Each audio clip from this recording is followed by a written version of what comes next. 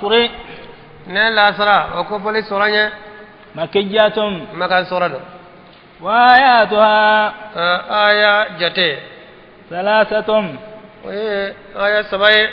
نزلت أجينا بعد سورة الشرح الشرح سورة كوفة بسم الله سورة عندنا نالا توي الرحمن عالم هنا لا بولن تجيه الرحيم عالم هنا كلن تجيه والعصر ala ko nyen kalini la sara wati wala nyen kalini jinya wati taw cidan cida sallallahu alaihi wasallam jinya wati na jinya la sara de jinya la sara ya to jinya fitri sunyane me wati minani jinya la sara wati cide sallallahu alaihi wasallam a cira o wati ndela bo alay kali node ko alabe kalina ka dam fioni ga tebe dam fe ga kalini fe ngore awa fo ala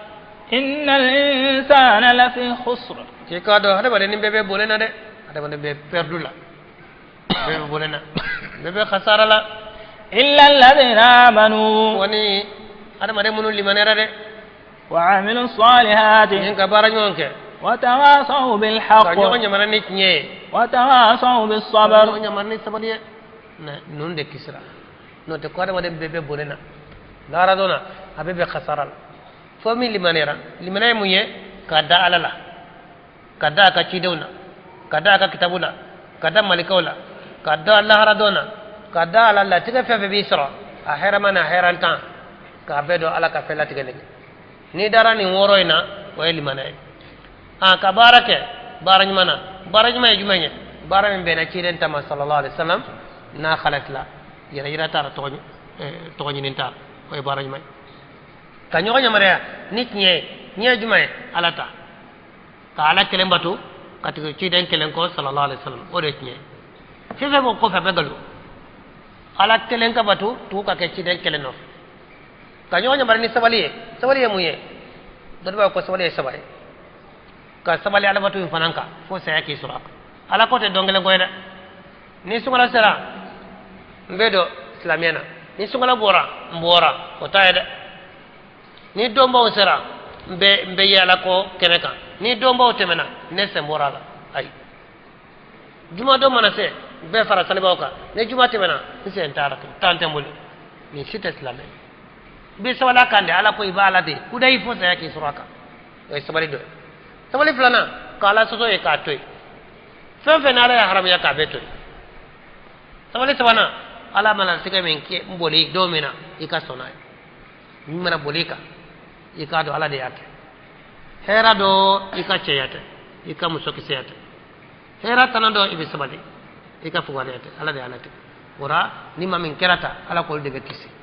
wala al-imam shafi ala kadiyama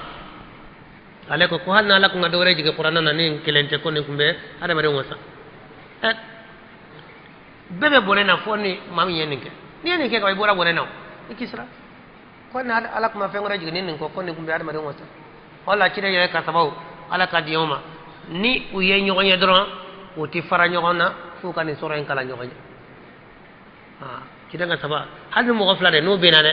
ka ñogon fo o ka baro be labani ni soro en kala ni de awa ala ko tanda ni ba fe ka bo bonena itna keta ni ba fe ka to bonena fana ba ne bo bonena fe fe nu ye ñogon ko be be ni de kala ñogon ka fo na mo ge abi to wati la quoi wati ala kala naye wati re ka kime bonya kama to nala kala ne fenye boka bonya de jira ada bare ibe shimi ke nya kono kana peradi gwansan ika wati kana bla kateme gwansan wati ni ba ke nala kotara ibina ni misara ka sigi baro gwansan balontan supporteri ka wati be ba ola sosol gwansan ika qur'ana kala harfu kele barajita ika la ko foke ibe nunun toy katika tambe kinya politique kuma eri joli ni do ya so solida mene eri joli hala ma ke folo yere kasade be genye wati bete meka giena kide ko la radona sallallahu alaihi wasallam be ke perdu de yima sabo ada maren ka wati be komi kaseti ni kasati be ga jouer be ka kuma ni kuma yoro na kuma te bowa ni dade na yoro mina do o go ensemble wala ni ni manke wati min kono la rado na wati bebina afale baraj mana ngai ba fenge min kono o go ensemble tem ni ala soso ke min kono o go ensemble o fale bina ala soso la makala partika ika watla de ika wati abeke nyumanke hali ka daga sinoko abisa ke nyumaye bolo ni anganeta ka fay to gadda ka sinoko wala sanga lafiya na se kan kala ko bara ha ika sinoko mbebe ke baraji ha kani ka watu la ka perde e ko jogodi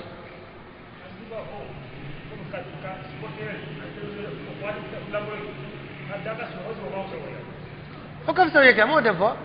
ni ko ni sigira gwansan na tenno wala ka fenyere de min ta ala koye ibe jinu de soro ikata kas no ko kafto yeda